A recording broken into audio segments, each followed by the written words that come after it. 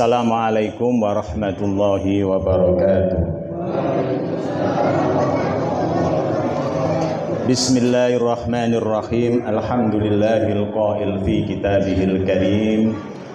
A'udzu billahi minasy syaithanir rajim. Bismillahirrahmanirrahim. Subhanaka la ilma lana illa ma 'allamtana innaka antal alimul hakim. Rabbana hab lana min ladunka rahmah wa hayyi lana min amrina rasyada.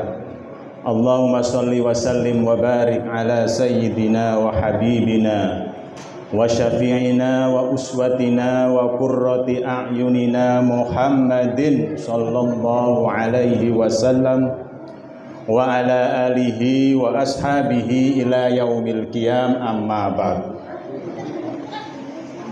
Hadratil muhtaramin, para sesepuh, para ulama, wabil khusus sesepuh Masjid Al-Hakim yang dimuliakan Allah, hadirin hadirat sekalian yang berbahagia. Syukur alhamdulillah saya bisa hadir di tempat ini, dan ini silaturahim saya yang pertama. Moga bukan yang terakhir ke tempat sahabat saya Mas Farhan. Beliau ini teman sekantor saya, mahasiswa saya juga. Semoga cepat selesai doktornya, amin. Allahumma amin. Hadirin sekalian yang dimuliakan Allah, sampai jam berapa ini Pak? Baik, saya ingin menyampaikan materi terkait dengan Al-Quran sebagai mukjizat dan panduan hidup beragama. Sebelum saya membahas tema ini, saya ingin membagi pengalaman saya. Saya ini alhamdulillah sudah pernah keliling dunia. Seluruh dunia sudah saya kunjungi, kecuali yang belum. Saya pernah tinggal lama di Australia, di Amerika, beberapa bulan di Eropa. Ada beberapa pelajaran yang saya petik ketika saya tinggal di luar negeri itu, khususnya dalam hal kehidupan beragama non-muslim di sana. Saya tidak bermaksud menjelekkan non-muslim, tapi saya ingin membandingkan bagaimana kehidupan beragama mereka itu dibanding dengan umat Islam nanti. Begini Bapak Ibu ceritanya ya. Di Eropa, di negara-negara barat khususnya, orang sudah terjangkit apa yang disebut dengan penyakit sekularisasi. Pernah dengar nggak istilah sekularisasi? Sekularisasi itu memisahkan urusan agama dan urusan negara, dipisah. Agama urusan pribadi, agama tidak boleh ikut-ikut di urusan umum. Sampai kalau sekolah Bu ya, kalau ibu punya anak sekolah di sana SMA, nggak ada tuh doa mulai belajar berdoa bersama membaca Al-Fatihah, nggak ada. Kalau sekolah negeri nggak ada doa. Nah, yang saya ingin tekankan bukan itu, karena mereka meyakini bahwa masyarakat itu kalau semakin modern itu akan meninggalkan agama. Nah, ini menurut mereka, semakin modern masyarakat akan meninggalkan agama. Kenapa? Karena segala sesuatunya sudah diselesaikan dengan ilmu pengetahuan, nggak butuh agama. Nah, ini akibatnya, negatifnya ini yang jangan sampai kita tiru nanti. Akibatnya apa? Akibatnya mereka meninggalkan agamanya. Ya karena sudah nggak penting agama, ngapain agama? Agama juga tidak bisa menyelesaikan urusan-urusan kita. Kita sudah selesai dengan AI, apa AI itu Pak ya? Ngerti AI nggak Pak ya? ChatGPT. Sudah selesai dengan teknologi, nggak butuh agama, nggak butuh Tuhan. Akibatnya apa? Mohon maaf, tempat-tempat ibadah banyak yang tutup. Ya. Sekolah-sekolah agama, sekolah untuk calon-calon tokoh agama, pendakwah, banyak yang tutup. Di Australia itu ada, di Sydney ada sekolah untuk tokoh-tokoh agama mereka, itu tutup Pak, 7 hektar, lengkap dengan asrama, ya, lengkap dengan radio FM, lapangan sepak bola, kolam renang, fitness, karena memang ini pesantren khusus tokoh agama. Tapi karena orang nggak bertarik lagi dengan agama, dengan kitab suci mereka, ya ngapain menciptakan tokoh agama, mendingan tutup. Nah, sekarang di Indonesia, apakah umat Islam akan seperti itu? Kira-kira umat Islam akan seperti itu nggak, meninggalkan agamanya? Nggak. Selama masjid ini masih buka, anak-anak masih datang taraweh, bapak-bapaknya juga, ibu-ibunya juga, TPQ ya namanya ya, TPQ-nya masih hidup. Selama itu masih ada, insya Allah di Indonesia ini umat Islam tidak akan meninggalkan. Di Eropa itu Pak, Masya Allah, dulu di Amerika tahun 50-an ada orang satu kantor, laki-laki kok seneng sama laki-laki, ya, keluar jalan bareng gandengan laki-laki atau perempuan sama perempuan, dipecat Pak, karena melanggar etika agama. Laki-laki kok seneng laki-laki, perempuan kok seneng perempuan. Kambing aja nggak seneng tuh sama-sama perempuan, iya nggak? Kambing perempuan pasti seneng kambing laki. Nah ini laki-laki seneng laki-laki. Sekarang Pak di Amerika Bu, kalau kita ada orang laki-laki sama laki-laki gandengan, perempuan sama perempuan gandengan, kita melotot begini aja, kita yang salah. Sudah kembali, nilai-nilai agamanya sudah tuh. Nah, pembahasan kita sekarang ini supaya kita tidak sampai ke sana dan supaya kita dapat memahami Al-Quran dengan baik dan mengimani Al-Quran sebagai kitab suci kita agar kita tidak terjauh dari itu. Nah, maka kita coba sekarang membahas satu persatu. Ini sudah mulai masuk ini ya. Bisa fokus ya Bu ya, Bapak-bapak ya. Oke, Bismillah ya. Nah, saya mulai dengan apa itu Al-Quran. Al-Quran itu ya asli katanya, kalau dulu waktu di pesantren belajar sorof, itu kata dasarnya qara'a yaqra'u qira'atan ya. Dalam bahasa Arab kalau ada kata benda ditambah belakangnya alif sama nun, itu maknanya menjadi apa namanya, sigot yang tinggi, apa mubalaghah ya. Jadi artinya bukan hanya sekedar bacaan, tapi bacaan yang paling sempurna, makanya Quran. Kalau qiraatan bacaan biasa saja, tapi kalau tambah Quranan, Al-Quran, isimnya Al-Quran, maka maknanya itu bacaan yang sangat sempurna. Sama dengan kata syaiton, setan kalau dalam bahasa kita ya. Sambel-sambel juga ikut setan sekarang ya. Saya nggak ngerti itu kenapa sambel kok pakai sambel setan itu ya. Samset ya. Pak Farkan juga suka sambel setan kayaknya. Syaiton itu akhir katanya alif dan nun. Artinya apa? Makhluk yang paling jauh, jauhnya sangat jauh dari Allah Subhanahu wa taala, dari rahmat Allah. Makanya ada syaiton. Hayat, kehidupan, dia kalau kehidupan itu sempurna disebut hayawan, bukan hewan loh ya, hayawan, kehidupan di akhirat. Nah sekarang saya ingin tunjukkan mengapa Al-Quran itu dianggap sebagai bacaan yang sempurna. Ini yang pertama, alasan yang pertama. Tidak ada bacaan yang diperlakukan dengan hormat oleh orang yang baik, yang paham artinya maupun yang tidak paham selain Al-Quran. Coba Bapak Ibu membaca novel, kira-kira Bapak Ibu harus wudu dulu apa enggak untuk baca novel? Enggak. Novel dilempar di bawah meja nggak ada masalah. Tapi jangan sampai Al-Quran diperlakukan begitu. Dan tidak ada bacaan di dunia ini yang orang kalau mau, Masya Allah, kalau zaman dulu itu nenek saya, kakek saya itu kalau ada huruf Arab saja jatuh begitu itu diambil kemudian diletakkan di tempat yang paling tinggi. Saking hormatnya kepada Al-Quran. Nih ya. Yang kedua, anehnya yang paling pandai membaca dan menjuarai musabaqah tilawatil Quran itu justru bukan orang yang bahasa ibunya bahasa Al-Quran. Coba qiraah internasional yang barusan juara.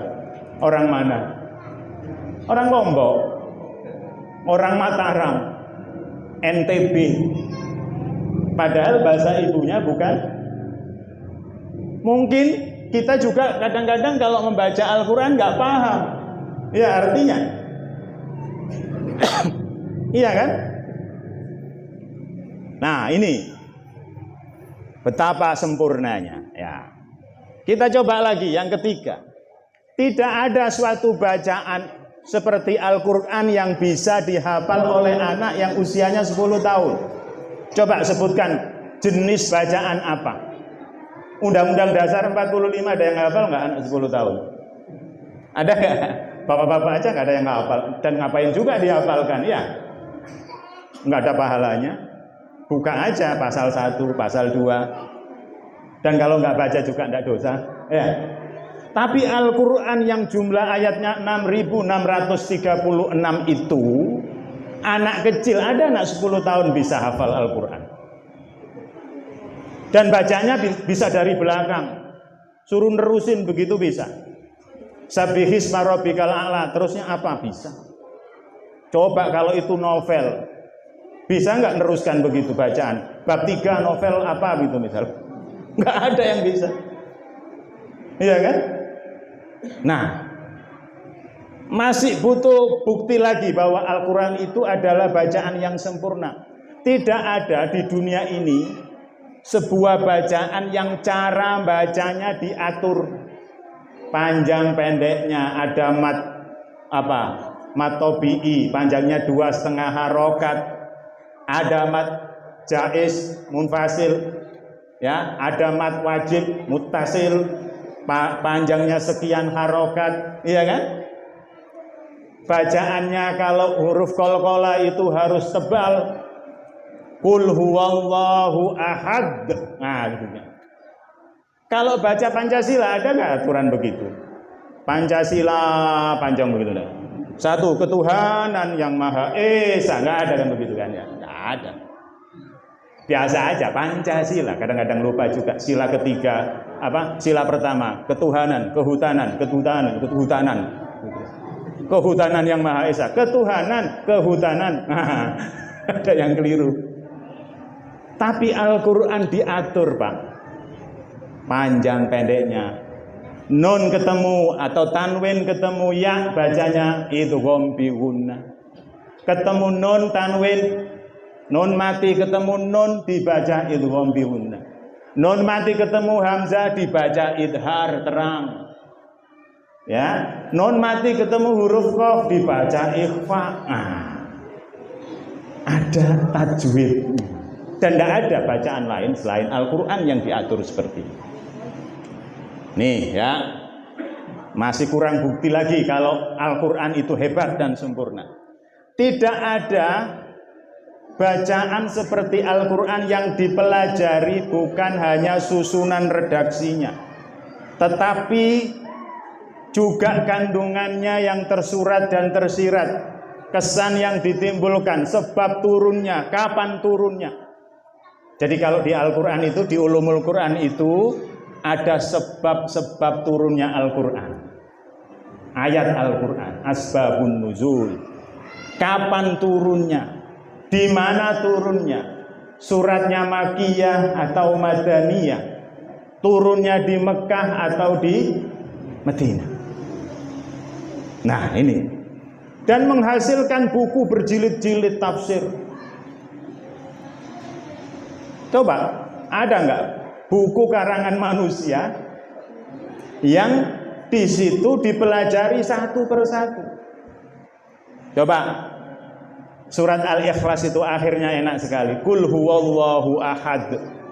Terus Allahus lam yalid walam yakul lahu. Belakangnya akhirnya apa itu? Dal. Banyak sekali surat-surat yang seperti itu. Lanjut. Tidak ada bacaan di dunia ini sebanyak kosakata Al-Quran yang jumlahnya 77.439 kata. Al-Quran tebel ya.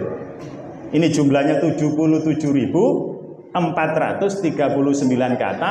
Jumlah hurufnya 323.015. Dan memiliki kata-kata yang seimbang. Nih coba ya. Kata hayat, bahasa Arabnya hayat itu artinya apa? Hidup. Kata hidup itu lawan katanya mati, maut. Itu jumlahnya 145 seimbang.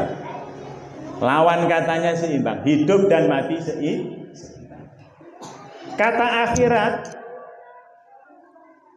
akhirat lawannya apa? Dunia. Jumlahnya 115. Malaikat lawannya setan. Bukan sambal setan, ya. Jumlahnya 88, seimbang. Banyak lagi. Kata hari, ya. Hari bahasa Arabnya apa? Kalau tunggal yaumun. Jumlahnya sebanyak jumlah hari dalam satu tahun 365. Coba. Tapi kalau bentuk jamak jumlahnya 30 sama dengan jumlah hari selama satu bulan. Kata syahrun, syahrun artinya apa? Syahrul mubarak, syahrul Ramadan, bulan. Kata syahrun jumlahnya ada 12 sama dengan jumlah bulan dalam satu tahun. Coba. Padahal waktu itu belum ada komputer. Dan ini kalau yang menciptakan manusia Nabi Muhammad yang umi, tidak mungkin Pak. Nggak mungkin. Pasti yang menciptakan ini memiliki kekuatan pengetahuan yang maha, yang lebih di atas manusia. Nah, dan inilah yang dikatakan Al-Quran, Allahul ladzi anzalal kitaba bil haqqi wal mizan. Di situ ada kata mizan, artinya apa? Seimbang. Lawan kata seimbang. Nanti kalau nggak percaya dicoba di rumah ya, dihitung ya. Katanya om saya hitung ada berapa? 365 hari. Wah, mulai Al-Baqarah sampai Al-Ikhlas itu. Nah, ini. Lanjut. Tidak ada bacaan yang orang ditantang untuk membuat serupa Al-Quran, dan tantangan itu berlaku sampai sekarang. Kalau Bapak Ibu penulis terkenal, penulis novel, kalau nantang misalkan, nantang ke saya, coba bikin novel seperti saya, kemungkinan bisa. Wong novelis banyak. Penulis buku apa? Coba kamu menulis disertasi seperti saya, bisa. Tapi kalau Al-Quran, bapak-bapak, ibu-ibu, nggak ada yang akan bisa atau mampu membuat, walaupun itu satu ayat. Awalnya nantangnya satu Al-Quran. Satu Al-Quran paling nggak bisa manusia. 10 aja deh. 10 surat aja, nggak usah satu Al-Quran. Oh, nggak mungkin. Ya, satu surat saja. Wah, makanya dulu itu dalam sejarah ada orang yang menulis surat yang mirip-mirip ya. Mirip-mirip dengan surat tapi isinya ngaco. Ya, isinya ngawur. Nah, ini kulla ini ijtama'atil insu wal jinnu ayyatu ala ayyatu bimisli hadzal Qur'an la ya'tuna bimislihi walau kana ba'duhum li ba'din dhahira. Kalau jin dan manusia berkumpul untuk membuat yang serupa dengan Al-Quran, Allah jamin niscaya mereka tidak akan dapat. Mereka tidak akan mampu membuat. Sekalipun mereka saling konspirasi atau kolaborasi, tidak akan bisa. Nah, menurut para ulama, orang yang menantang seperti ini ada dua kemungkinan. Kemungkinan yang pertama, dia sudah gila, ya. Gila menantang begini. Atau yang kedua, dia sangat yakin bahwa memang tidak akan bisa. Nih, Nabi Muhammad disuruh ngomong ke orang kafir, wahai orang kafir, coba bikin.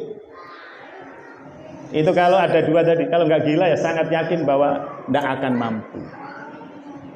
Nah, ini ya. Nah, selanjutnya kita sampai kepada mukjizat. Pernah dengar kata mukjizat ya, Bapak-bapak? Kira-kira mukjizat itu apa, Ibu-ibu? Apa artinya mukjizat? Yang selama ini dipahami apa artinya? Yang luar biasa. Ya. Saya punya mukjizat. Barusan ada yang ngaku nabi, ya Pak ya? Tanya, punya mukjizat enggak kemarin? Buru-buru punya mukjizat, sudah ditangkap polisi, ya enggak?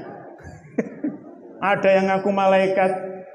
Ya, kemarin malaikat, ada yang ngaku malaikat Jibril. Nggak tahu kemana orangnya itu. Kemudian ditangkap polisi, nangis. Masa malaikat nangis? Ada malaikat kok nangis. Di Depok, di dekat saya ada ngaku nabi juga itu. Jadi nabinya ditangkap polisi sama malaikatnya. Berkumpul di penjara. Malaikat kok di penjara, ini gimana? Aneh-aneh sekarang itu ya Pak ya. Aneh-aneh. Dapat mimpi aja sudah ngaku nabi. Padahal mimpi di siang bolong ya. Nah, apa mukjizat itu? Mukjizat itu dari bahasa Arab a'jaza yu'jizu i'jazan. Artinya melemahkan kalau dari katanya. Pelakunya fahuwa mu'jizun. Ya. Kalau kemampuannya itu lebih namanya mukjizat. Jadi kalau didefinisikan mukjizat itu adalah suatu peristiwa yang luar biasa yang terjadi melalui seorang yang mengaku nabi. Mengapa dia mengaku? Untuk membuktikan kenabiannya. Dan yang ditantang itu tidak mampu untuk memenuhi, atau yang ditantangkan dan tantangannya itu pasti dia menang dan mereka tidak akan kalah dengan tantangan itu. Dan terbukti. Nah, kalau ada orang yang mengaku nabi punya kekuatan luar biasa, tapi kemudian menantang orang, kemudian dia kalah, berarti bukan nabi. Ya, bukan orang gila ya, orang gila ngaku nabi. Jadi dia menantang dengan kekuatan yang luar biasa. Kekuatan yang luar biasa itu dia tidak bisa dipelajari. Kalau ada orang bisa melakukan apa sulap, hipnotis, itu kan bisa dipelajari. Ini peristiwa yang luar biasa yang hampir tidak bisa dipelajari. Contohnya apa? Nabi Isa misalkan bisa menyembuhkan orang buta sejak lahir. Bisa menghidupkan orang mati. Nabi Musa tongkatnya bisa menjadi ular. Terus apa lagi? Nabi Soleh ya bisa mengeluarkan unta dari batu besar. Bisa dicontoh orang? Nggak bisa. Nggak bisa. Kalau seperti itu, maka itu disebut mukjizat. Dan dia mengaku nabi. Dan dia mengaku Nah, bedanya mukjizat yang ada pada masa sebelum Nabi Muhammad dan sejak Nabi Muhammad itu adalah kalau mukjizat pada masa Nabi seperti sebelumnya, sebelum Nabi Muhammad, itu orangnya sudah wafat, mukjizatnya sudah hilang. Coba sekarang cari perahu Nabi Nuh. Nabi Nuh kan punya mukjizat ya. Bikin perahu, padahal saat itu belum ada pabrik kapal. Beliau mendapatkan wahyu petunjuk dari Allah untuk membuat perahu dan dihina oleh orang-orang situ. Wih, ini di padang pasir kok bikin perahu, itu gimana ceritanya? Ya kan? Gimana ceritanya? Wong sungai aja ndak ada kok bikin perahu. Ini pasti begini kamu ini Nuh. Nabi Nuh tetap aja. Perahunya dikencingi, perahunya jadi WC umum, tetap bikin. Ya kan? Akhirnya timbul hujan lebat, banjir, perahunya perahunya bisa berlayar dan mengangkut banyak orang. Dan bisa tahan terhadap badai yang waktu itu sangat luar biasa. Nah, sekarang mukjizat itu masih ada atau enggak perahunya? Saya kok meragukan di tempat mana itu ada perahu Nabi Nuh, di Turki atau di mana? Jangan-jangan hanya supaya turis mau ke sana aja. Kayu zaman sejak dulu apa enggak lapuk? Iya kan? Pernah enggak itu di Turki? Tongkat Nabi Musa, mana tongkatnya sekarang? Kalau ke Mesir ketemu enggak tongkat Nabi Musa? Ya yang ada di toko-toko itu bukan tongkatnya Nabi Musa itu. Tongkat souvenir itu ya.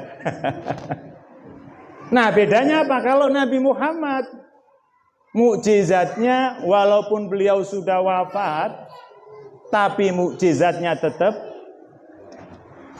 Apa mukjizatnya? Al-Qur'an. Ya. Nah sekarang saya ingin menunjukkan beberapa aspek ya. Beberapa aspek yang membuktikan bahwa Al-Qur'an yang Bapak Ibu baca sampai sekarang ini memang betul-betul berasal dari Allah. Ini akan saya tunjukkan. Ada 3 aspek. Aspek yang pertama, keindahan dan ketelitian redaksinya.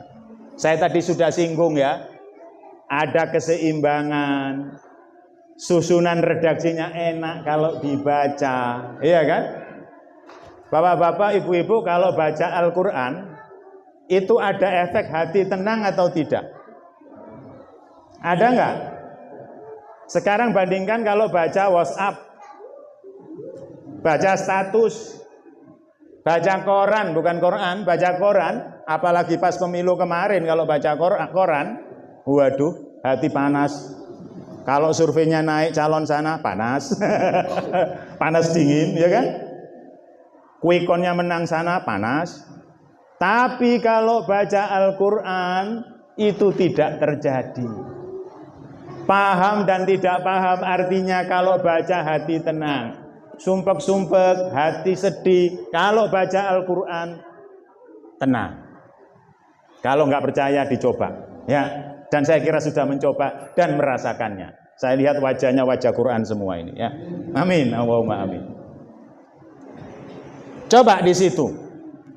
Bagaimana ketelitian redaksinya? Di situ ada salah satu ayat.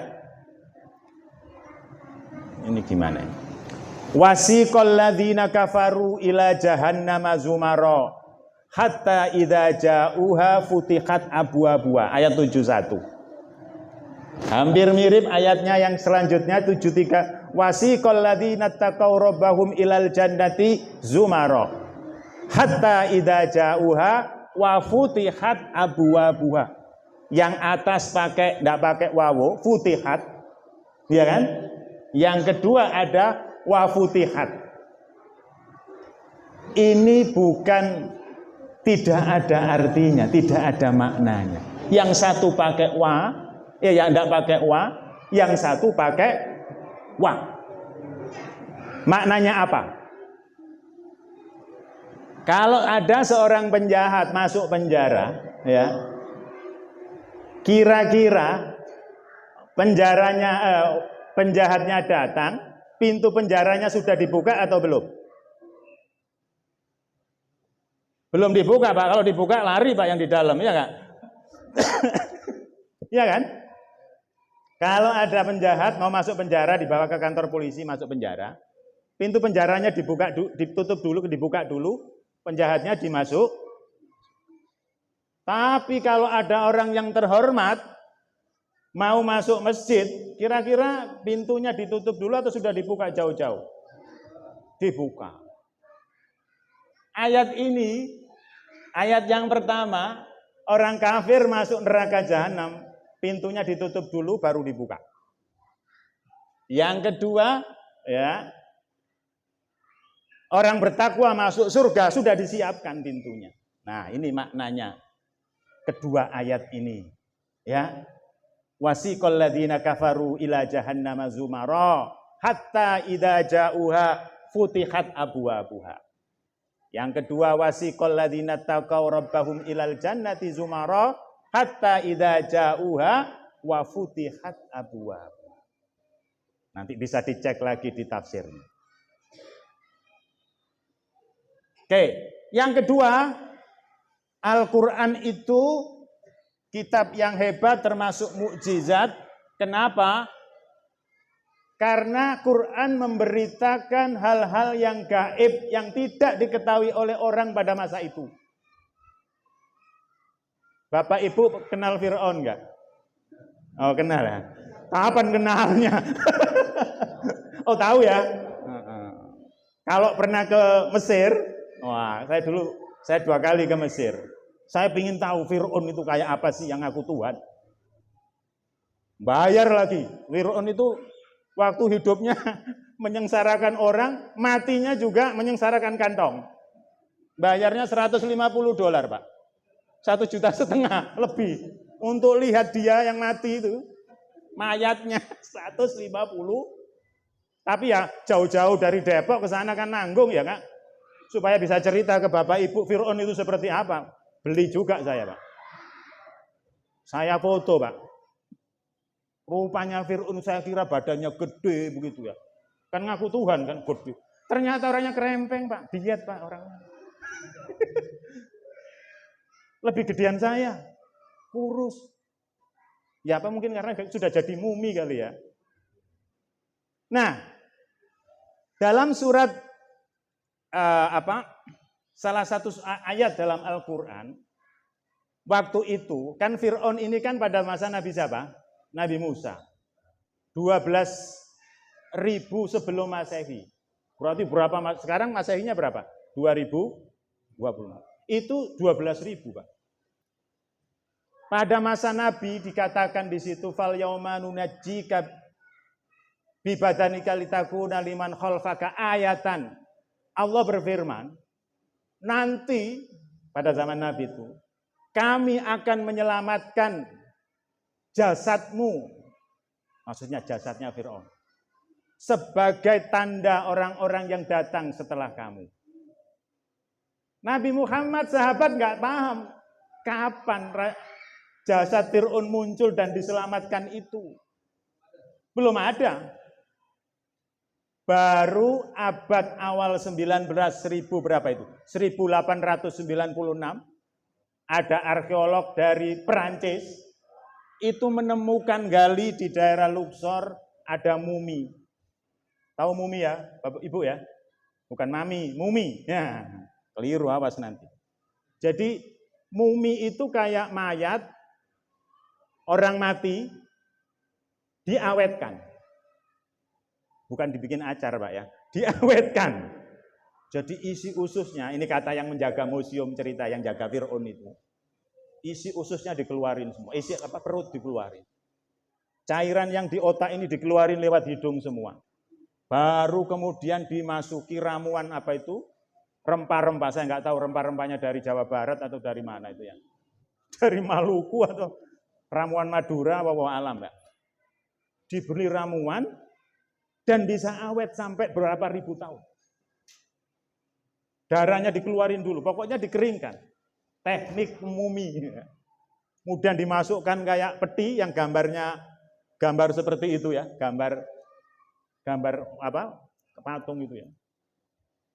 Kemudian yang perempuan ratu-ratunya itu kukunya itu emas. Jadi kuku ini dilindungi emas. kuku tangan, kuku kaki, emas murni, Pak. Mungkin giginya emas juga, saya enggak tahu gitu. Nah, itu ditemukan baru tahun berapa? Abad 19. Pada masa Nabi enggak ada yang tahu. Ini firman Allah ini, ya mereka yakin saja benar. Ternyata itu terbukti. Ada orang yang mengecek, ya, salah satu, kan mumi itu banyak, Pak. Fir'aun itu banyak di sana. Nah, Fir'aun yang ngejar-ngejar Nabi Musa yang tenggelam itu, ya, namanya Manita itu, telah dicek, itu kadar garamnya tinggi ternyata. Kadar garamnya tinggi. Kenapa? Karena bekas tenggel.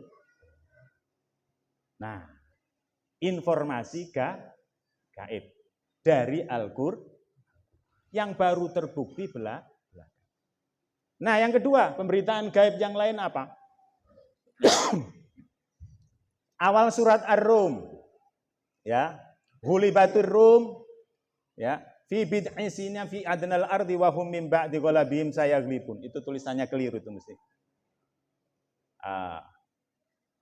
Orang Romawi waktu itu diprediksi akan menang. Tapi saat itu kalah dia. Orang mukmin, orang muslim sedih karena memiliki kedekatan dengan Romawi. Agamanya ya, dari sisi agama mungkin.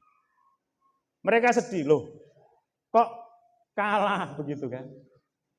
Sementara prediksi Al-Qur'an dia akan menang. 9 tahun lagi akan menang. Ternyata terbukti Romawi menang melawan Persia. Pada saat perang Badar, Romawi bisa mengalahkan Persia sesuai dengan prediksi Al-Qur'an.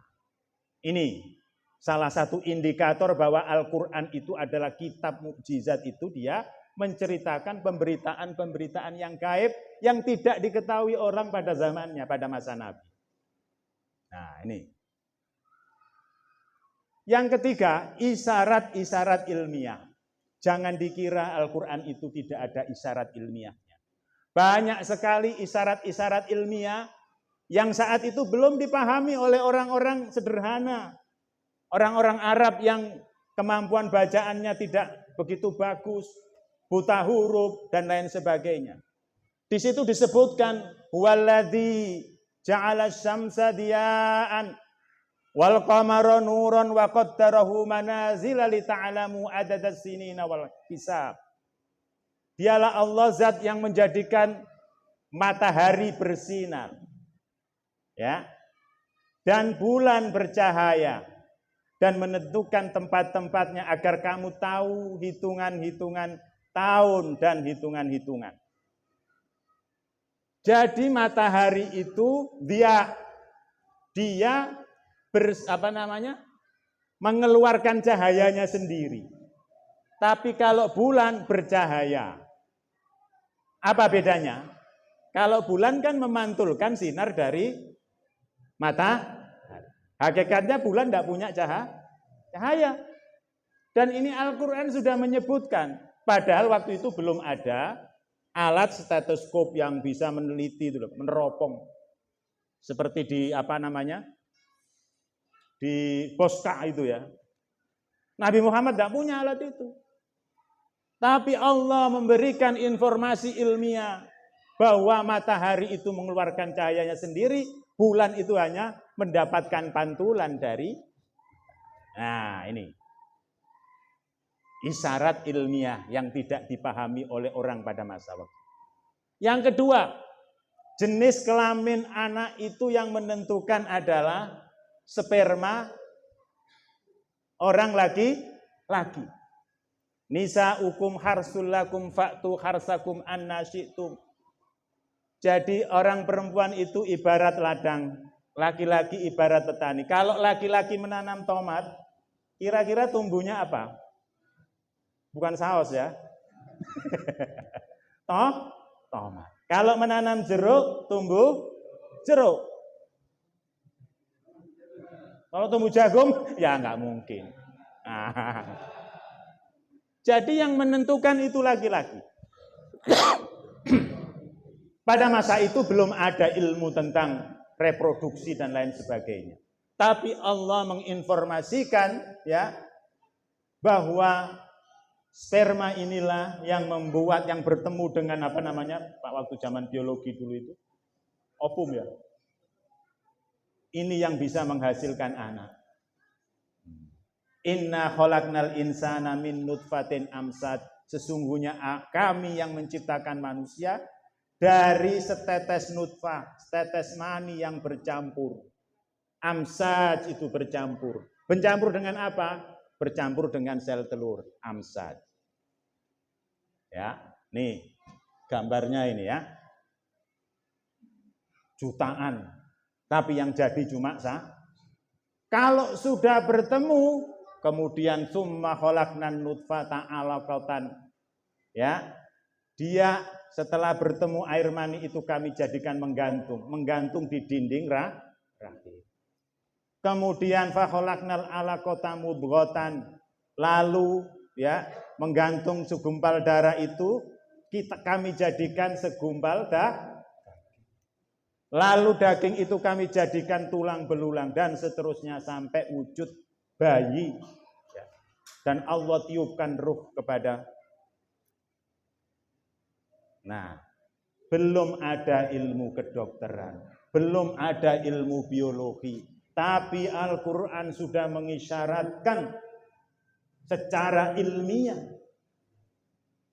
Kalau Al-Quran itu yang menciptakan Nabi Muhammad, gak mungkin Nabi tidak kuliah kedokteran. Nabi gak kuliah di fakultas biologi.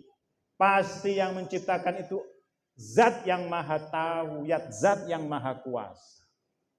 Nah, dan Nabi sendiri gak bisa baca dan gak bisa nulis.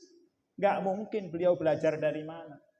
Pasti itu informasi dari Allah Subhanahu wa Ta'ala.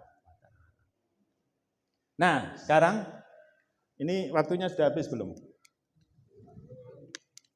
Masih berapa menit lagi nih Pak? Lanjut ya. Sebentar, saya minum dulu nih. Bismillah.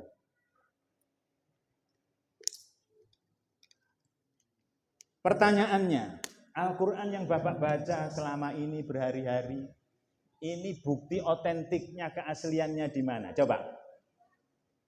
Al-Quran memberikan bukti-bukti dari dirinya sendiri, dari Al-Quran. Ini khususnya orang yang nggak percaya, Pak. Atau orang-orang non-Muslim yang meragukan keautentikan Al-Quran. Dan banyak, Pak. Orientalis itu, ya. Kalau Bapak Ibu mungkin pernah membaca, ya. Banyak dulu orientalis yang mencoba untuk menurunkan derajat Al-Quran, menurunkan derajat hadis, dengan mencari kelemahan-kelemahannya. Tapi itu semua tidak berhasil. Karena Al-Quran itu bukan ciptaan manusia, ciptaan Allah. Misalkan tentang keautentikan, keasliannya. Coba sekarang untuk mengecek keaslian Al-Quran itu dari huruf Bismillah. Bismillahirrahmanirrahim. Jumlahnya ada berapa di situ Bismillahirrahmanirrahim? Ada 19. Udah nggak usah dihitung ya, saya kasih aja 19 ya. Nanti repot, lamnya berapa ini ya, Bismillah. Jumlahnya 19.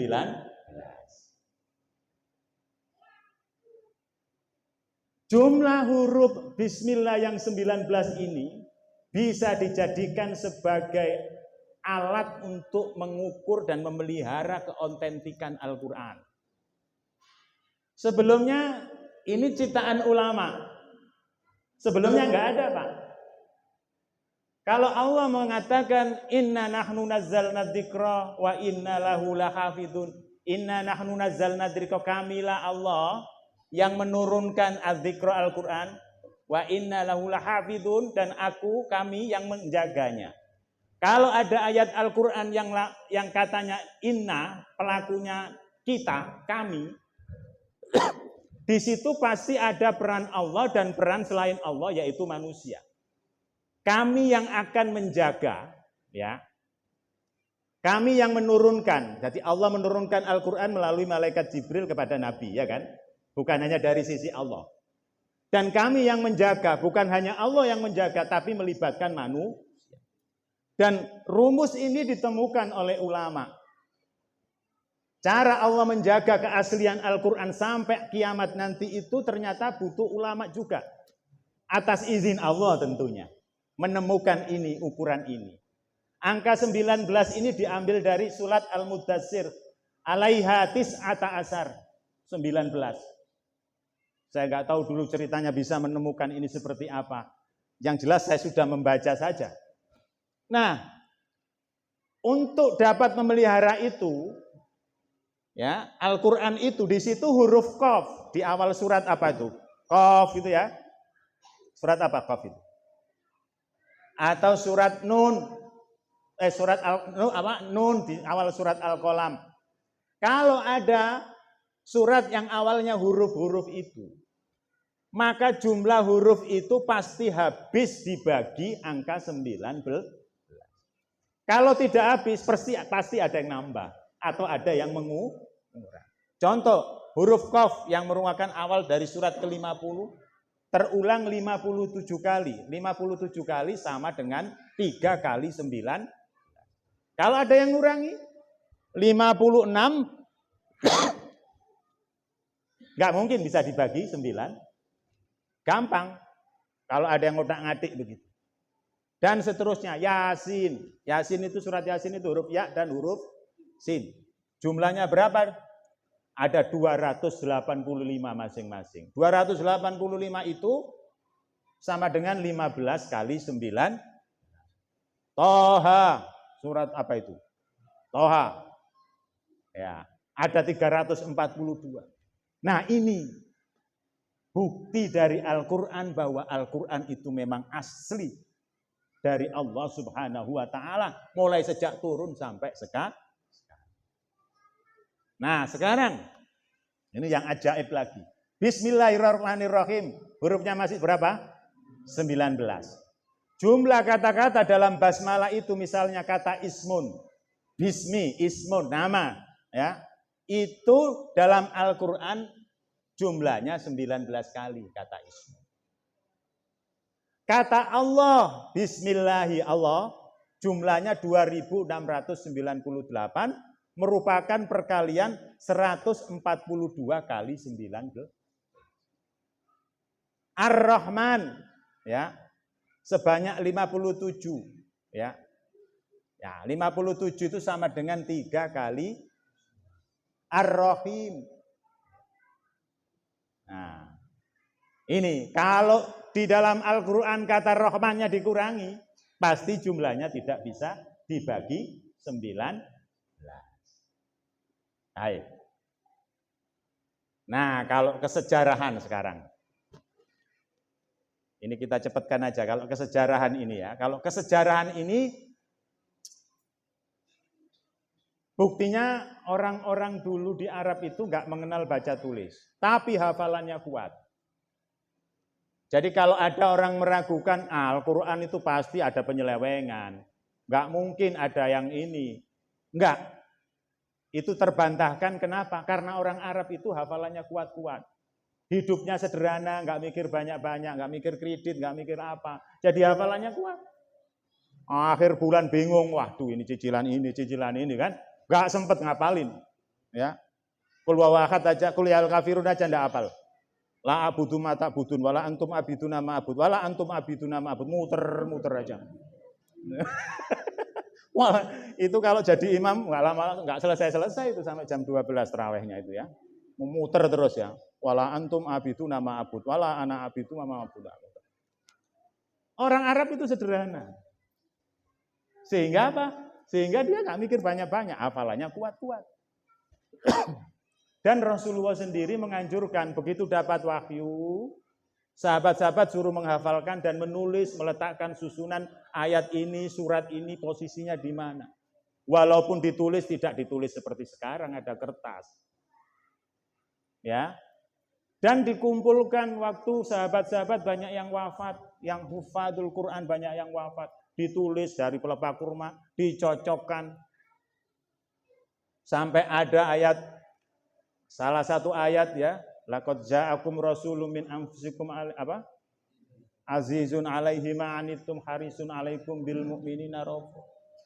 Ini ayat kok dicek-cek kok enggak ada. Gimana?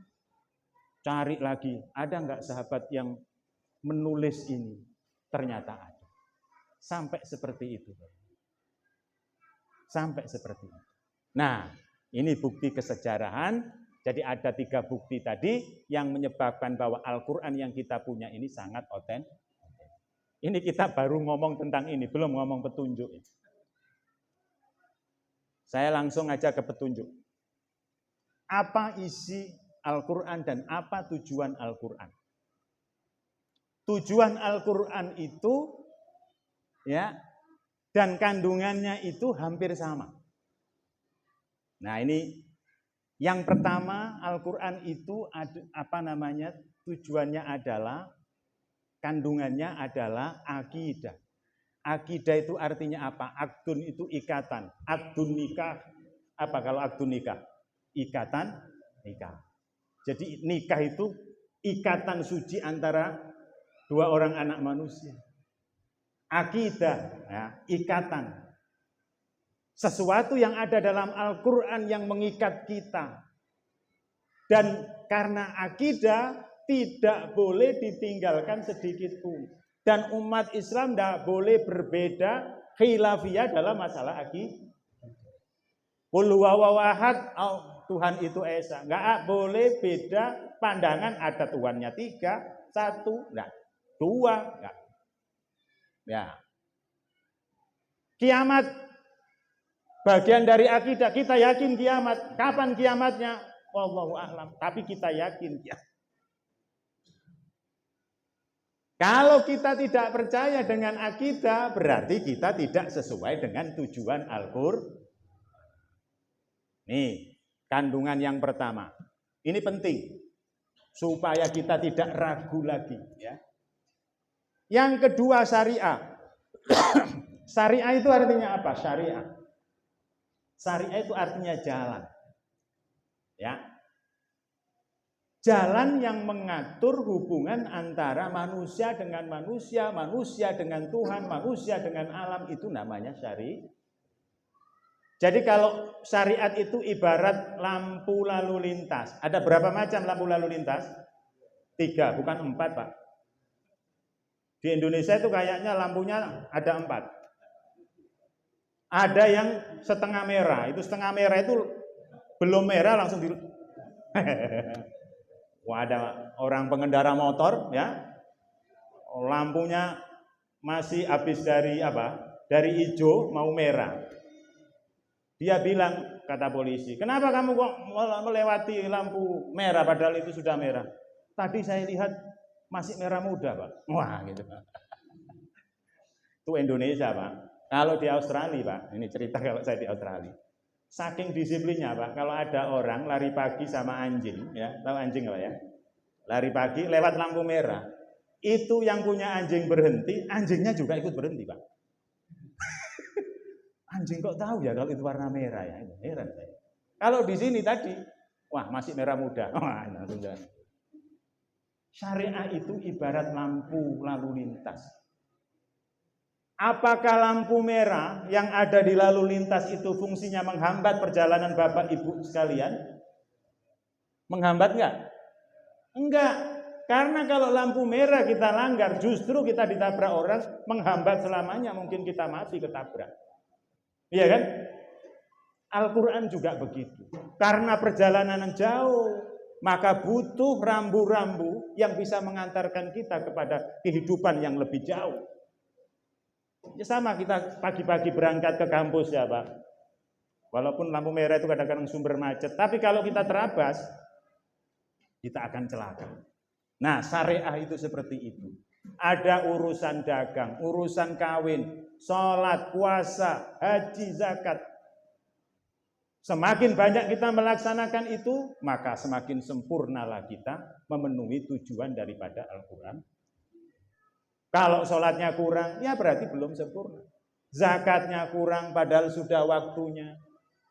Duitnya sudah cukup nisab, kemudian tidak melakukan zakat, maka dia belum sempurna memenuhi tujuan dan memenuhi kandungan Al-Quran.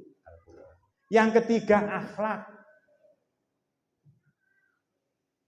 Nabi diutus untuk menyempurnakan akhlak. Begitu pula Al-Quran. Al-Quran yang diwahyukan kepada Nabi isinya akhlak.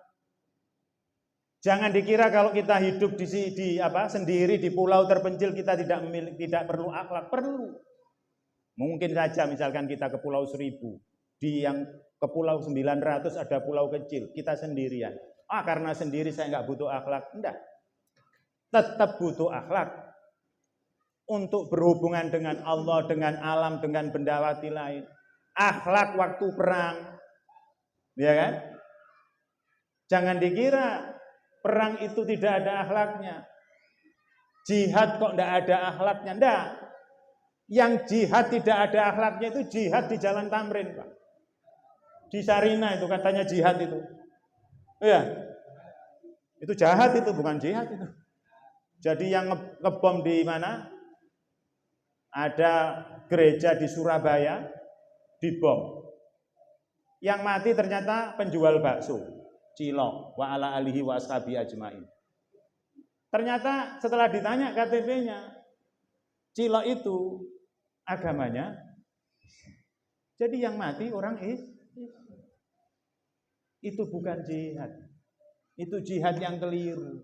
Jihad ya ke sana, ke tempat perang sana, bukan di Jalan Tamrin. Di depan kedutaan mana? Australia. Ini ada cerita, pernah dengar bom Bali dulu Pak ya? Pernah Pak ya? Tahun berapa itu bom Bali itu?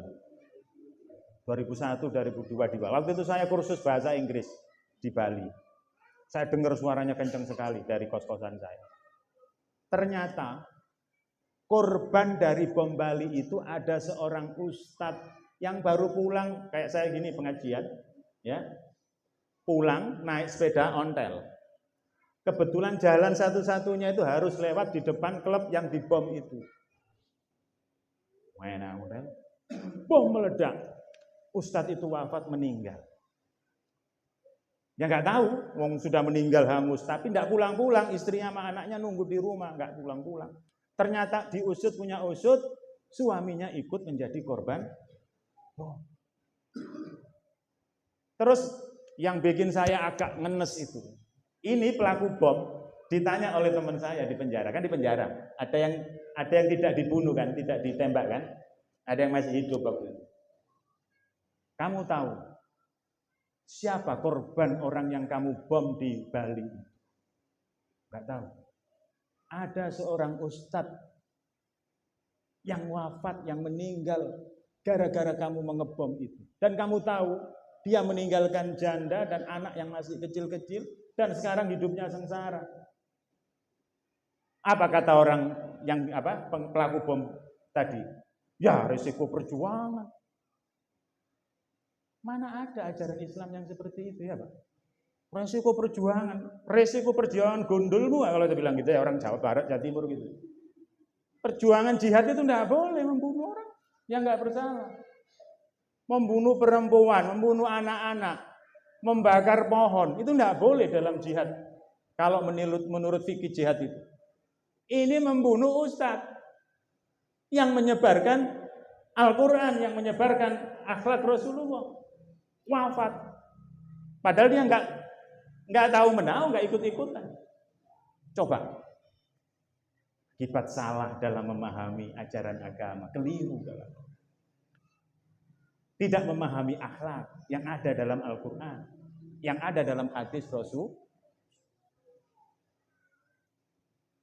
Ini bahaya apa enggak itu? Enggak bahaya tak itu ya? Bahaya itu. Bahaya sekali. Nah, sekarang ya, langsung saja ini waktunya sudah ini. Bagaimana caranya kita mendapatkan petunjuk Al-Quran? Ada beberapa pertanyaan yang kita jawab. Satu, sudahkah kita memiliki Al-Quran? Mungkin jawabannya sudah. Di rumah masing-masing pasti ada Al-Quran. Di HP-nya juga ada Al-Quran. Yang kedua, sudahkah kita membacanya? Mungkin jamaah ini rajin membaca Al-Quran. Khatam selama Ramadan. 2 juz, 30 kali lah mungkin. 20 kali. Tapi yang ketiga, sudahkah kita mampu mempelajari kandungan Al-Quran? Sudahkah kita mempelajari isinya? Kalau kita tidak mampu, nomor 3, maka cara yang bisa kita lakukan adalah kita perlu penjelasan dari orang yang ahli atau ulama yang ahli dalam Al-Quran. Jadi nggak bisa kita sendiri mempelajari Al-Quran tanpa bimbingan seorang guru yang ahli. Saya mungkin belum ahli, Pak. Saya nggak ahli dalam Al-Quran. Saya masih perlu belajar kepada buku-buku, kitab-kitab yang ditulis oleh para ulama tentang Al-Quran. Saya nggak berani menafsirkan sendiri ayat-ayat Al-Quran. Nah, disinilah apa yang saya sampaikan ini, ya, supaya kita nanti agama Islam ini tetap lestari, supaya agama Islam ini tetap hadir di negeri ini, maka kita sebagai umat Islam harus senantiasa mendekatkan diri kepada Allah. Jangan sampai nasib kita sama dengan cerita yang saya sampaikan di awal tadi. Ketika umat agama lain di tempat lain meninggalkan ajaran agamanya. Bapak Ibu pernah ke Denmark? Nah, pernah ke Denmark nggak? Pernah makan roti Denmark gitu ya? Apa itu roti apa tuh? Roti kongguan bukan ya? Kongguan isinya rempeyek ya. Ya. Di Denmark, Pak, di Finlandia, di Eropa Utara. Orang ulama beragama sudah nggak berdaya lagi, Pak. Melawan kemungkaran ya yang jauh dari ajaran agama kitab suci. Kalau kitab suci agama mereka kan melarang perkawinan antar sejenis itu. Melarang. Apa daya tapi kalau parlemen menentukan membolehkan perkawinan sejenis di Denmark, di Swedia, mana lagi Belanda. Kaum agamawan tidak berdaya. Nah, jangan sampai di Indonesia nggak berdaya. Bisa nggak, Pak? Bisa saja. Kalau tidak mempelajari Al-Quran. Kalau pengajian sudah tutup, masjid-masjid sudah sepi, TPQ sudah tutup, anak-anak tidak diantar ke TPQ lagi, pasti akan mengalami hal yang sama. Karena itu kita berdoa ya, semoga kita yang hadir di sini mampu mengkaji, mempelajari Al-Quran, mengamalkan ajaran-ajaran yang ada dalam Al-Quran dengan bantuan para alim, para ulama yang ahli dalam ilmu agama. Demikian apa yang bisa saya sampaikan. Kurang lebihnya mohon maaf. Dinas Suratul Mustaqim. Assalamualaikum warahmatullahi wabarakatuh.